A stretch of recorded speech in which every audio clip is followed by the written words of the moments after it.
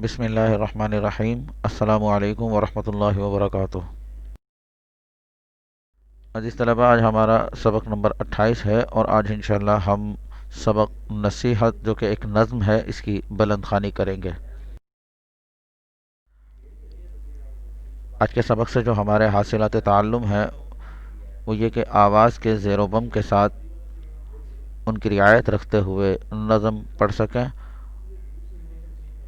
اور نئے الفاظ کے معنی جان سکیں۔ دینی ترغیب ملاحظہ کر لیجئے۔ وقت کی قدر و منزلت کے حوالے سے رسول اللہ صلی اللہ علیہ وسلم کے ذخیرہ احادیث میں ایک حدیث مبارکہ آپ صلی اللہ علیہ وسلم نے ارشاد فرمایا: اغتنم خمسا قبل خمسک، حیاتک قبل موتک، وصحتک قبل سقمک، وفراغک قبل شغلک، وشبابک قبل حرمک، وغناک قبل فقرک۔ ترجمہ اس حدیث کا یہ ہے کہ 5 چیزوں کو 5 چیزوں سے پہلے غنیمت سمجھو: زندگی کو موت سے پہلے، صحت کو بیماری سے پہلے، فراغت کو مشغولیت سے پہلے، اور جوانی کو بڑھاپے سے پہلے، اور مالداری کو فقیری سے پہلے غنیمت سمجھو۔ اس حدیث پاک میں ہر صاحب ایمان یعنی مسلمان کے لیے یہ تعلیم ہے کہ آدمی کی عقل کا تقاضا ہے کہ وہ اس فانی زندگی کے وقت کو بہت دھیان اور توجہ کے ساتھ گزارے، زندگی کو مرنے سے پہلے غنیمت سمجھے اور اس بات کو ملحوظ رکھے، یاد رکھے کہ روز قیامت اس زندگی کی ہر چیز کا حساب دینا ہوگا۔ یہ وقت بڑی قیمتی دولت ہے، اس سے جو فائدہ حاصل کیا جا سکتا ہے وہ کر لیا جائے۔ آج صحت اور تندرستی ہے، کل نہ معلوم کس بیماری کا شکار ہو جائیں۔ آج زندگی ہے، کل منو مٹی کے نیچے دفن ہو جائیں۔ آج فرصت ہے، کل نہ معلوم کتنی مشغولیتیں، کتنی مصروفیتیں درپیش ہو جائیں۔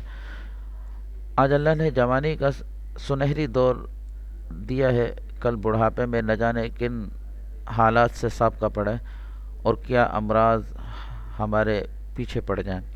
آج صاحب حیثیت ہیں، کل پتہ نہیں کیا حالت ہو جائے، اس لیے جو کرنا ہے کر لیا جائے، جو کمانا ہے کما لیا جائے، جو فائدہ اٹھانا ہے اٹھا لیا جائے۔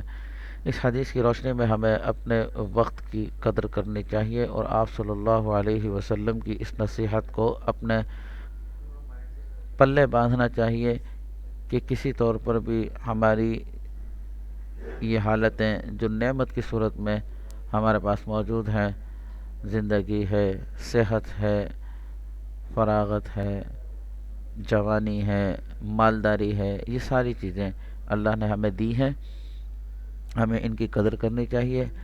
ایسا نہ ہو کہ یہ چیزیں نہ رہیں اور پھر ہم افسوس ہی کرتے رہ جائیں۔ سبق کی طرف آ جاتے ہیں۔ آج ہم انشاءاللہ سبق نصیحت کی بلند خوانی کریں گے۔ میں بلند خوانی شروع کر رہا ہوں۔ ماں باپ دنیا میں دولت بڑی، خدا کی طرف سے ہے نعمت بڑی، انہی کے ہے دم سے فراغت بڑی، جو چاہو جہاں میں سعادت بڑی، کبھی دل نہ ماں باپ کا توڑنا، اطاعت سے ان کی نہ منہ موڑنا، کبھی تم تھے ایک گوشت کا لوتھڑا، تمہیں بولنا تک بھی آتا نہ تھا، اس حالت میں تم کو سہارا دیا، یہ احسان ہے ان کا کتنا بڑا، کبھی دل نہ ماں باپ کا توڑنا، اطاعت سے ان کی نہ منہ موڑنا۔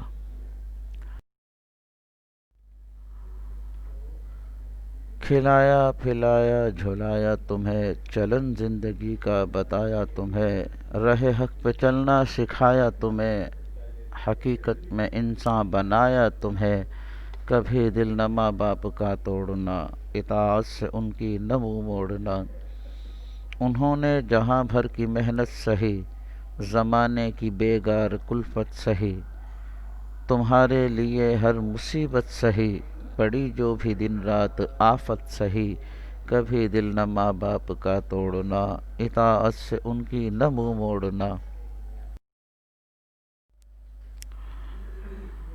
اگر چاہتے ہو کہ جنت ملے، سعادت کی دولت سے دامن بھرے، ہر ایک آدمی تم کو شاباش دے، خدا بھی سدا تم سے خوش ہی رہے، کبھی دل نہ ماں باپ کا توڑنا، اطاعت سے ان کی نہ منہ موڑنا۔ یہ نصیحت کے عنوان سے جو نظم آپ کے سامنے ہے انتہائی اہم ہے ہماری زندگی کے لیے، اور جس عمر کے جس حصے میں آپ تمام طلباء موجود ہیں ان کے لیے یہ بہت ہی ضروری ہے، تاکہ جب ہمارے ماں باپ کو ہماری زیادہ ضرورت پڑے تو یہ باتیں یقیناً ہمیں یاد آئیں گی، اور اپنے ماں باپ کی خدمت اور ان کی دلجوئی کے لیے جو جذبہ ہمارے دل میں اس وقت پیدا ہوگا، یقیناً وہ آج ہی شروع کیا جانا چاہیے، تاکہ اس وقت یہ جذبہ بھرپور طریقے سے ہمارا ساتھ دے سکے اور ہم اپنے ماں باپ کے فرما بردار اولاد کے طور پر سامنے آ سکیں۔ یہاں اس نظم میں استعمال ہونے والے کچھ مشکل اور نئے الفاظ ہیں جن کے معنی آپ کو بتائے جاتے ہیں۔